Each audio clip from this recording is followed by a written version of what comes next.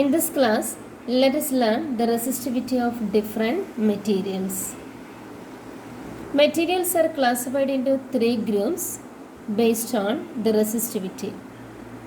For metals, resistivity is very low in the range 10 raised to minus 6 to 10 raised to minus 8.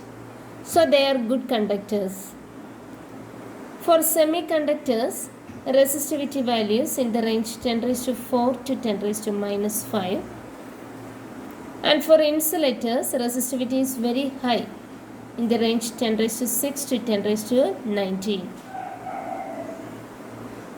The resistivity rho is equal to m by n e square tau. Resistivity is inversely proportional to relaxation time tau. For metals, as temperature increases, collisions become frequent, and so the relaxation time, that is the time between two successive collisions, decreases. So that resistivity increases. That is, for metals, the resistivity increases with the temperature. But for semiconductors, as temperature increases, number density increases. Resistivity is inversely proportional to number density. So as the number density increases, resistivity decreases. So the resistivity decreases with the temperature in the case of semiconductors as well as for insulators. But for alloys, resistivity increases slightly with the temperature. For alloys, variation of resistivity with the temperature is less. So alloys are used for making resistance wires. For a given material, resistivity at a temperature T can be found using the equation rho T is equal to rho 0, that is the resistivity at a reference temperature, into 1 plus alpha delta T, where alpha is the temperature coefficient of resistivity and delta T is the difference in temperature. Alpha, that is the temperature coefficient of resistivity, is positive for metals and alloys. For metals, the value alpha has a large positive value, and for alloys, alpha has a small positive value. But for semiconductors and insulators, the alpha value is negative. Now let us see the electrical energy and power.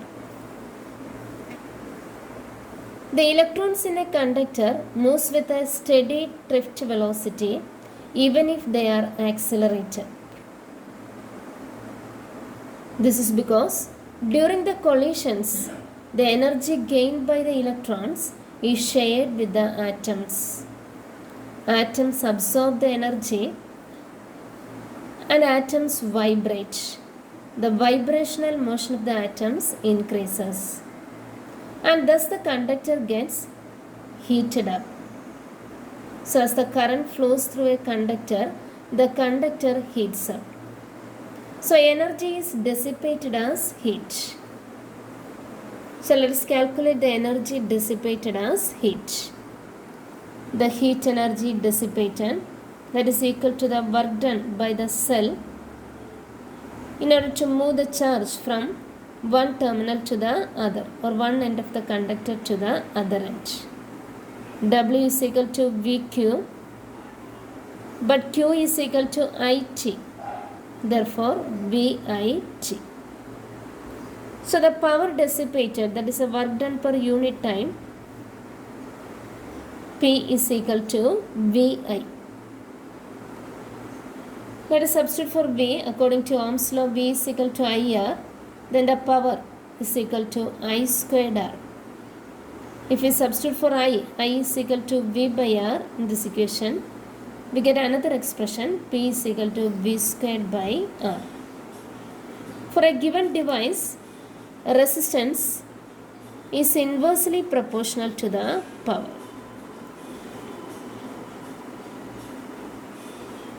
So H is equal to I squared RT is known as Joule's law of heating.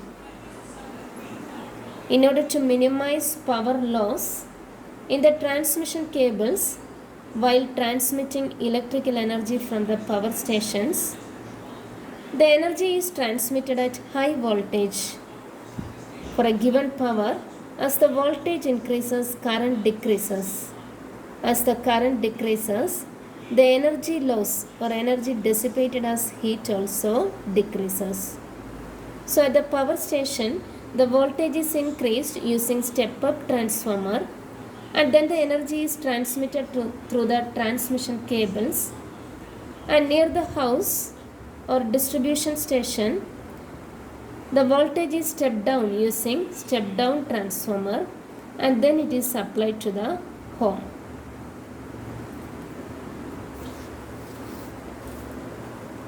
Now let us see the combination of resistors. There are two combinations. First one is series combination of resistors. Let us consider two resistors R1 and R2 connected in series to a cell. The potential difference, total potential difference is V. It is divided between R1 and R2, V1 and V2. But the current will be same. Current through R1 and R2 is same. That is I1 is equal to I2 is equal to I. But V is equal to V1 plus V2. So let us substitute for V. According to Ohm's law, V equals IR. Therefore, IR is equal to V1 is I into R1 and V2 is I into R2. Therefore, I into R1 plus R2. Let us cancel I. So, R is equal to R1 plus R2. If R1 is equal to R2, that is both are identical resistors, then series resistance Rs is equal to 2 times R1. So in a series combination, resistance of the circuit increases. The second one is parallel combination. Two resistors R1 and R2 are connected in parallel with a cell. The current from the cell reaches the junction and divides into two, I1 and I2. I1 flows through R1 and I2 flows through R2. But the PD, potential difference across R1 is equal to potential difference across R2, that is equal to V. So V1 is equal to V2 is equal to V, but I is equal to I1 plus I2. Let us substitute for I is equal to V by R. So V by R is equal to V by R1 plus V by R2. Let us cancel V. 1 by R is equal to 1 by R1 plus 1 by R2. If R1 is equal to R2, both are identical, 1 by Rp is equal to 2 by R1. Therefore, Rp is equal to R1 by 2. That is, the resistance decreases in parallel combination. Thank you.